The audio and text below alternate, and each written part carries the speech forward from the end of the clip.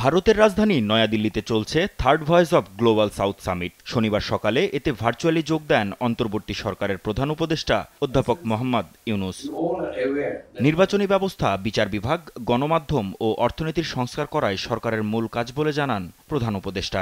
Our government is committed to ensuring a transition to an inclusive and pluralistic democracy and create an environment in which free, fair and participatory elections can be held.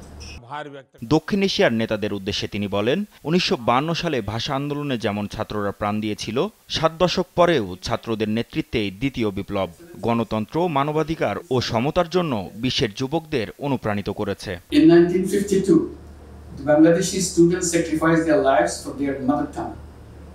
It inspired the struggles for the right to speak in their own mother language all over the world. Some 7 decades later, our student-led second revolution is inspiring youth throughout the global south to raise their voice for democracy and human rights, dignity, equality and shared prosperity. তরুণদের ছোঁয়ায় ঢাকা বিশ্বের গ্রাফিতির রাজধানীতে পরিণত হয়েছে উল্লেখ করে কনফারেন্সে অংশগ্রহণকারী সরকার প্রধানদের বাংলাদেশে আসার আহ্বানও জানান নোবেলজয়ী doctor Mohammad Yunus. Your Excellencies, I invite you to visit Dhaka soon. Otherwise, you may miss something very, very important for us. Much of the Dhaka has turned into graffiti capital of the world. Mahmud Hasan, দেশ TV, Dhaka.